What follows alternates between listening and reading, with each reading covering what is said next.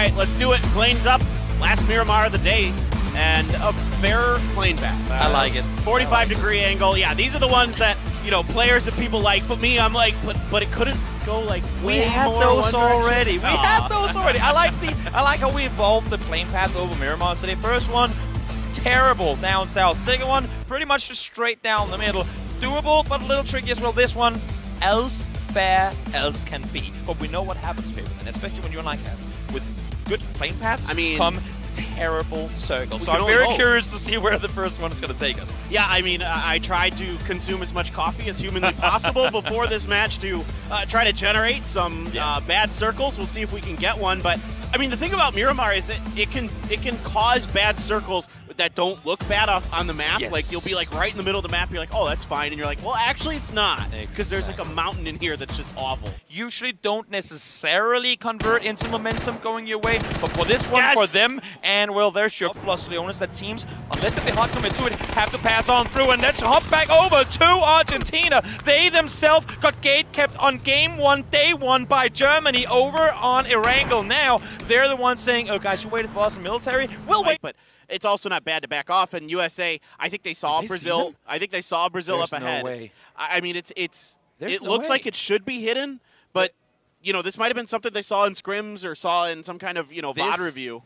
They're sitting uphill as well. I mean, Brazil did everything they could. Okay, they didn't prone behind the cars, I suppose, but they were being very, very still. So they even parked the cars behind the house to make sure. Krexi gets a little bit of damage initially here. Finland sort of a fighting retreat to try to kind of backfill towards the crates and the other things that are on the backside of this warehouse. As you know, Diggory's a bit stuck here, though. I'm a bit worried what the escape plan is going to be. You would think Finland's aware that it's a 4v3 issue being here, that they needed to commit to it early to kind of take advantage of that. You can see in the minimap now, Sharpshot is coming in, and you do have Turkey on the other side, very close, could easily end up playing a factor.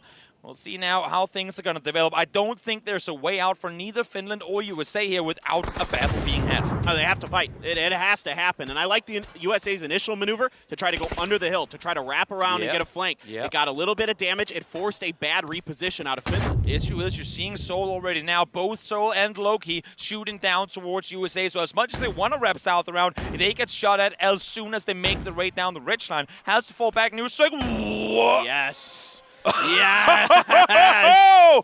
Thought phase one had water. Couple grenades, so RDK knew that he might have an opportunity with the follow-up. Leo here getting into it, and they're just wiped out instantly by Brazil. So Chinese Taipei, you know, early fighting turns into more early fighting, and it turns into an early exit. The help was there. I mean, you had both VHC and Sparking come to help. Then they get the flush, they back off, go away. But now, because Haven went down, VHC has to recommit to try and get the res up here. I want to see Japan aggress on this. They have to make the play. They have to knock. They know there's one down. The smoke is only coming in now, so they know that the res hasn't been committed to just yet. I want to see them aggress. The issue is they hurt. Out of the Page. Oh, Page is just done, so they're just going to drive on by. It's actually Sparking from Brazil, who has the angle down towards the road. Corexi going to be driving up there with Diggory in the car with him. Sparking is a pretty good opportunity here to get a good spray with the barrel. The initial shot's not so good, but now there's even more teams in the way for Finland. Argentina up there, they're in trouble. You think that Diggory and they're done. And Corexi is having problems. Mexi is in the water south of USA. So good on his own. He's been so good so far for this team, but now he's under pressure from multiple angles. It is going to fall denial. Yep, the help comes, but the help came too late. They are going to go in. And once again, we shift water side.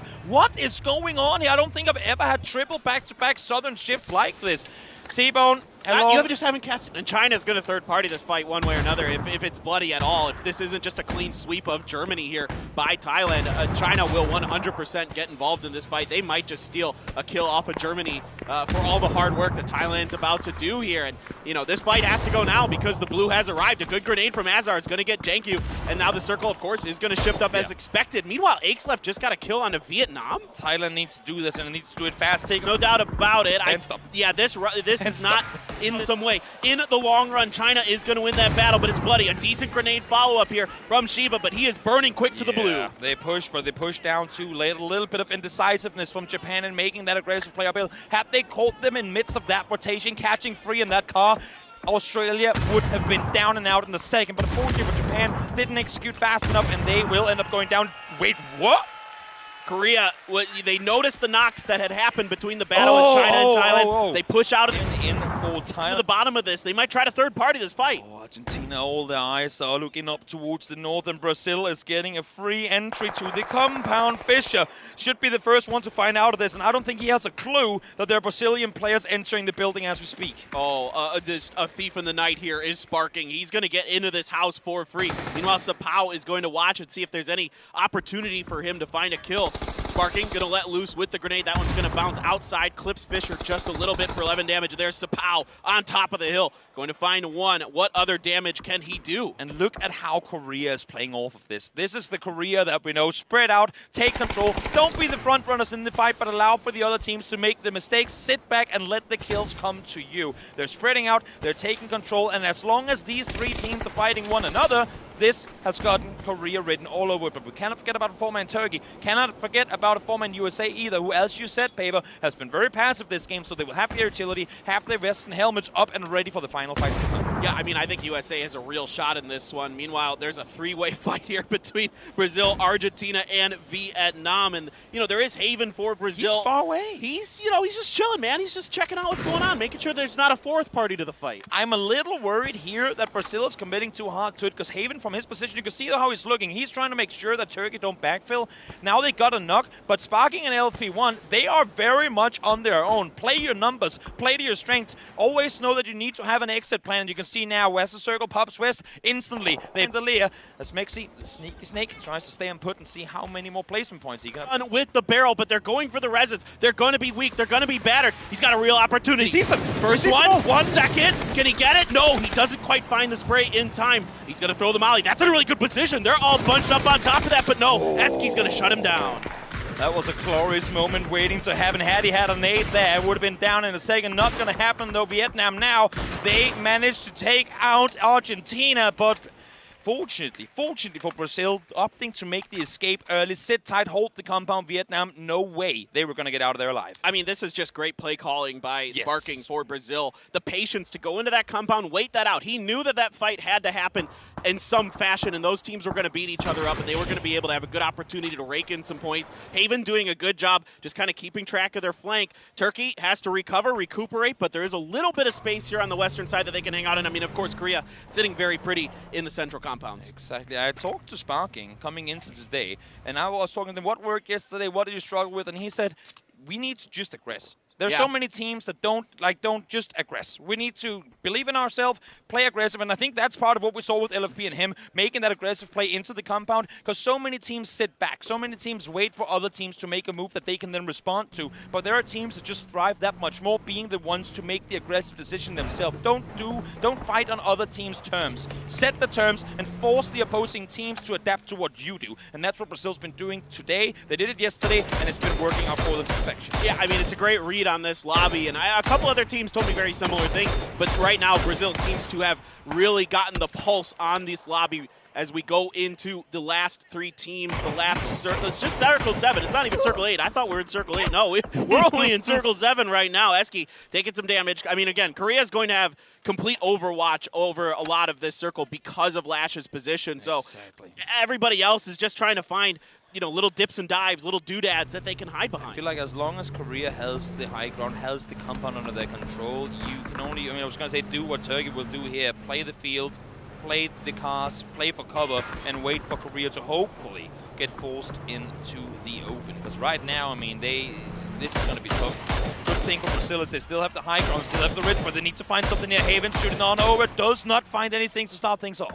Got 3 frags in the bag, though, and they're going to be driving into range, or at least very, very close here. Soul able to see just enough between the car and the tire that he's able to get a little bit of damage here and there. So back between the tires, but it's going to be counter angles there from the rest of the Korean players that are forcing Lyra into the ground. Exactly, and the way that Korea is doing this is the exact same way we saw Korea play things earlier. Don't aggress, but aggress to enough of an extent that you're forcing the other teams into one another. Force them to fight, enjoy the third-party opportunity, unless if this circle shifts down straight north. I mean, they have to fight. They have to fight instantly. There's no way they can focus Korea and not fight one another. Brazil and Turkey needs to fight for second and third. Yeah, I mean, and you nailed it earlier. This is quintessential Korean playstyle where they love to just control as much space as possible, you know, find these flank angles, take kills like this, you know, let the other teams do some of the heavy lifting. Now, Haven still trying to find an angle here, but he's going to see Loki looking down, so he can't really push too much further forward, and Onyx going to be reinforcing Loki's position. Things go quiet, but only for as long as these smokes last.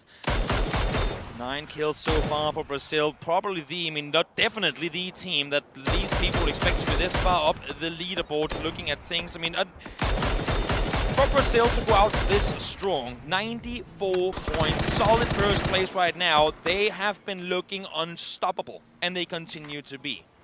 And to me, a lot of this is, you know, the preparation that Sparking has been putting in. I mean, obviously there's a ton of talent here, right, on this team, and Sparking's been talking up the whole team, you know, not just Haven, but, you know, LFP and VHC, and everybody here is really, really good, but Sparking is so hungry to win this event. I mean, you know, Xenox and I were talking, we saw him at the hotel late at night just watching bots, just constant watching, you know, rotation videos and stuff, just doing all the prep that is necessary to win this event, and it is paying off. Exactly. Brazil already one in the back today, looking to see if they can find one more circle. Hard shift southeast. Korea has to move. Turkey has to move. Now the tides have turned. Somehow Brazil will try and see if they can force the fight between Turkey and Korea. Don't risk your own lives. Force them to take the fight third party. Get yourself a good double-digit win. Well, Korea has to make a decision. Yes. They have to pick a side to fight on. They were hoping that they could sort of corral Brazil and Turkey into each other. It just didn't work out that way. And I think Turkey's probably the juicier target here, if I'm being honest. I mean, the hillside that Brazil has is really fortified. Exactly. No way they're going to get up there without a fight. Now they already have an Onyx down in the field itself. There should be no way for them to be able to aggress over towards Brazil.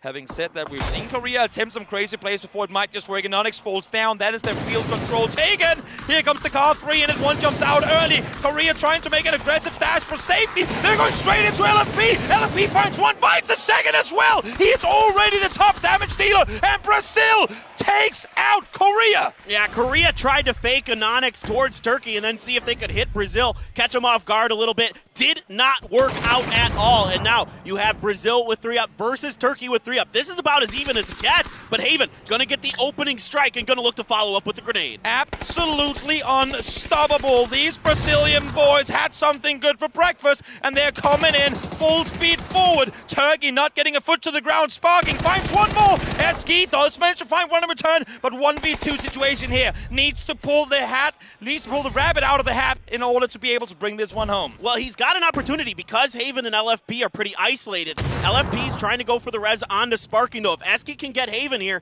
he's got a decent opportunity. Oh, I take it back. LFP has come over to help, and Haven good enough on his own to take the game, and Brazil is on a roll. Absolutely phenomenal performance by Brazil. They win game number 1 of the day. They win game number 3 as well. 2,300 damage from Brazil that game. And again, this was not just a cakewalk. They had to fight their way into it from start to finish, and they come out victorious once more.